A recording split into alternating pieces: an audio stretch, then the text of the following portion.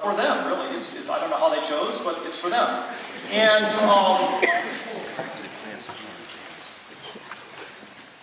in a way of a setup, I didn't tell Tim this, but when I would have my lame jokes before class sometimes, they didn't know my movies, they didn't know my culture, and I know nothing about anybody less than a certain age, so I really couldn't relate, so they weren't really funny.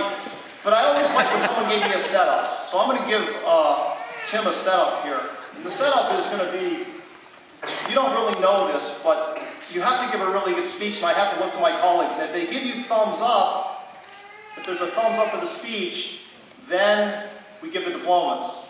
And if they don't, no diplomas. So that's the setup. So see what you can do with it. Anyway, I'd like to introduce one of our graduates, Timothy Schumer from Hamburg, New York. Tim's headed to Schlumberger in Shreveport next year.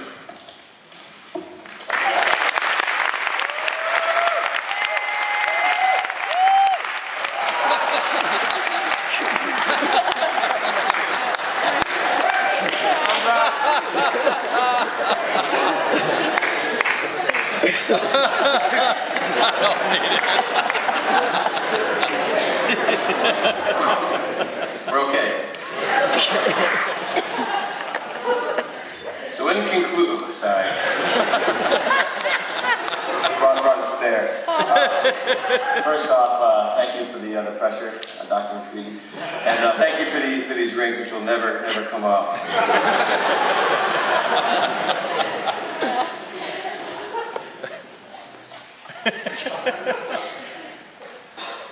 Don't worry, it's all.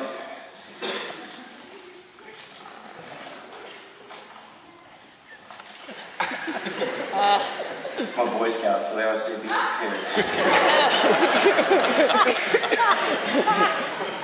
Fellow graduates, Doonesbury cartoonist Gary Trudeau once said, "Commencement speeches were invented largely in the belief that outgoing college students should never be released into the world until they have been properly sedated." So here we go. Rapid advancements in gene splicing technology have catapulted genetic scientists. Just last week, a paper released by Huntington et al. Demonstrated successful gene addition into lab animals by isolating individual strands of DNA, and through a complicated extraction and separation technique, Huntington's lab was able to create new breeds of animals. The eyes of both the scientific and religious communities are focused sharply on Dr. Huntington's lab, offering such moral genetic quandaries, such as, what do you get when you cross a lion and a giraffe?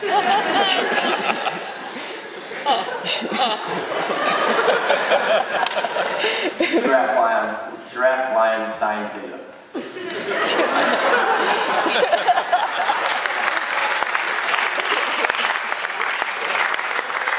And what do you get when you cross a panda bear with a mountain goat?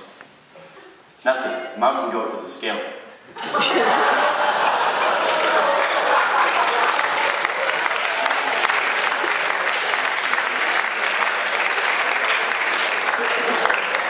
And that goes back to those who remember vector algebra.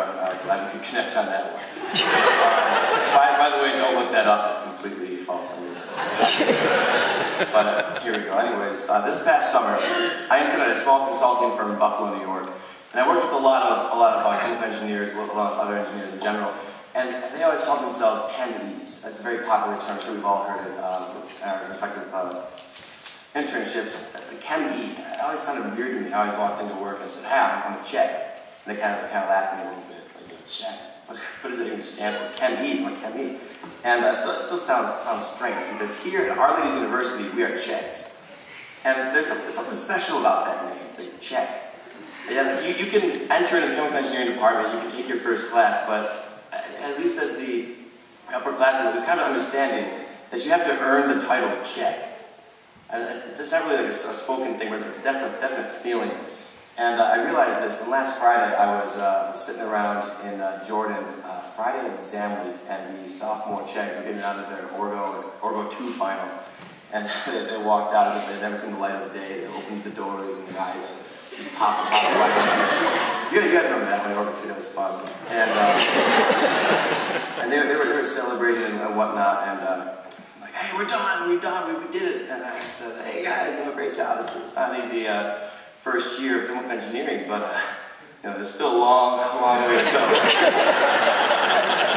You know, I was like thinking back about like, you know, yeah, I feel for them, like, you know, SN2 reactions, E1 reactions, we all remember those. And but a few my friends took a little didn't take kindly to the term baby CHEG. And they're saying, look what we've done this year. You know, we've taken like intro to chemical engineering, we've taken, you know, biochem and all these great classes. And I said, yeah, I feel for you. I mean, we've all been there. And to those of you going into the medical field, I truly hope that you learned something since sophomore year, because Dr. McCready's final definitely illustrated that we were not ready to build or maintain a baby incubator. I think my baby incubator, like, the affinity energy balance ran around like 600 degrees Celsius. So we have come a long way, but also where we've been is important to remember. I you know, poked fun at the sophomores, but it's jealously, because I will miss all those times spent in the library, as strange as that does sound. And I'd like to take a look back where we've gone, and I present to you the analogy of a reaction process. Sorry to the parents. It's a good analogy, I think. So we mentioned the major, or the PFD, if you follow my analogy. And we are unformed, we're an unfinished product. Wouldn't say we're worthless, but we have potential. And a lot happens all at once as we're brought up to temperature and pressure. We are forcefully introduced to mass balances, energy balances, Navier-Stokes, Joule-Thomson effect, Janders, and a slew of other A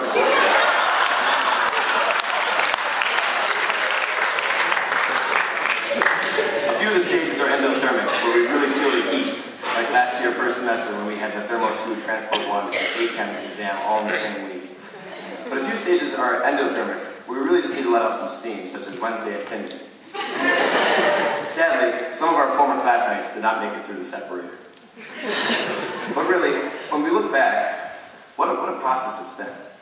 Starting off a simple reactor, we have passed through CSTRs, separators, heat exchangers, maybe a few too many PBRs.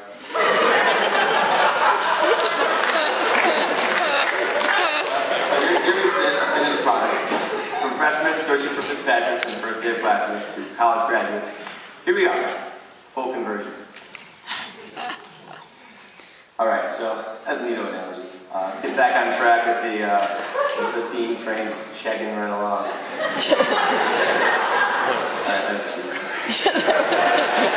Well, when discussing majors about CHEG, you know, you're in a group of friends and you're all saying, okay, so what's your major? You know, political science, and you know, I'm Theo. It's like really neat, and then you know, we're all just kind of making it casually. For someone to say, oh, what do you do? It's like, oh yeah, CHEG.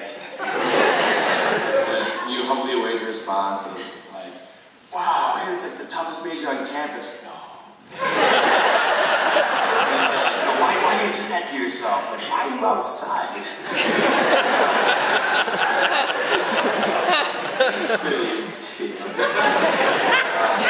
But I've never heard to date, I've never heard, what are you going to do with that?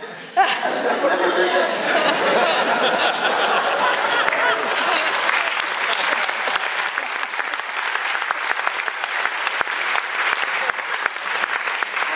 To be honest, I wish people would ask us that more often. Because that is the most interesting answer. I think you all here are all testament to that. I mean, we're putting our design separation techniques to work for process plants in Houston and Buffalo. Some of us take our engineering knowledge and social graces to consulting firms, such as in Chicago. Some of us will be searching for and extracting oil, while others will be searching for alternative fuels. Others still, doctors, lawyers, leading researchers in your fields. It's incredible. As Dr. Seuss said, you have brains in your head, you have feet in your shoes. You can steer yourself in any direction you choose. You are on your own, and you know what you know. You are the guy who will decide where to go.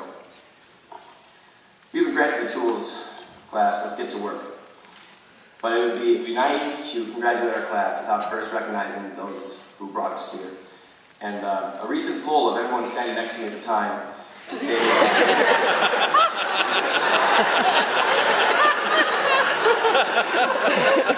check statistics.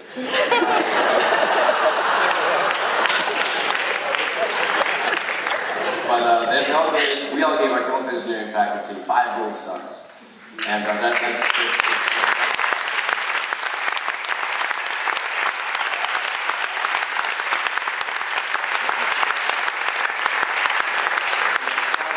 biases in the system, like plus or minus 0.3 stars. A couple times, especially at the beginning of the process, we've all felt victimized conducting scaling analysis on cooking turkey or separating oil from pants. Over time, you realize that this isn't punishment. We're being guided towards the finished product. And what really makes the faculty so admirable is not what they know and the amazing research that they conduct, but it's the personal level that they've touched each and every one of us, which is just incredible. And I spent not just me, but we've all spent a fair amount of time in office hours. And even when you're the 8th person in line trying to do the defense for Professor Snyder, he's still he gives you his full effort. You walk in, he has his full attention. That's incredible. And Dr. Hicks was always really excited to talk about the crazy porosity of his nanoparticles. Professor Sadawi met with me every day for a week during CHEG Lab 2, I think, when my MATLAB code refused to yield results, instead just gave that that would be a perfect pitch at the computer mathematics.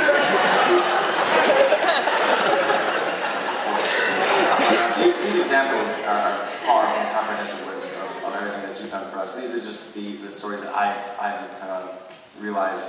But this is just a limited testament to the dedication and the passion of our beloved faculty. So thank you very much for all that you've done for us.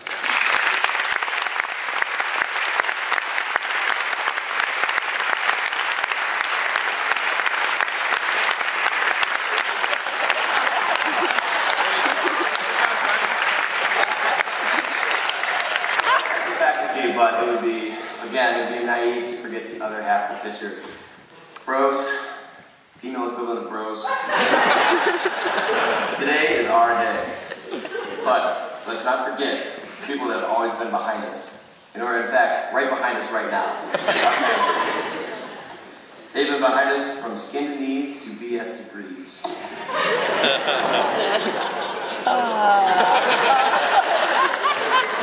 I mean, personally, my own father would listen endlessly about boundary layers and dinosaur energy balances, and sometimes I fear that the professors are boring him secondhand. And my own mother cries every time that the car pulls away from the dome. And I feel like we all have similar stories about our parents. So friends, let's just take 1 second, turn around, and give our folks one of these. Turn around.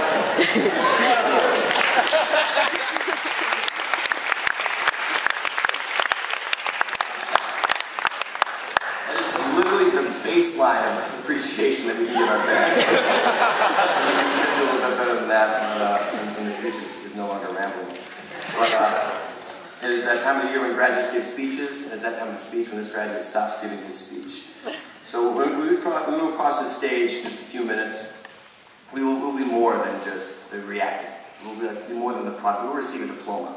And we're not just getting a degree or a sense of accomplishment, but friendships and memories to hold within our hearts, an intangible sense that we are better than we were before, and also a charge to change the world. Check us out.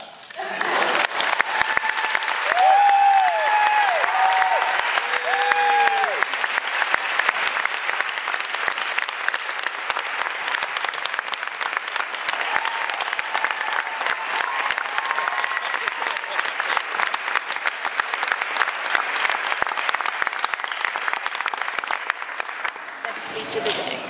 So we got thumbs? Good job. That was awesome.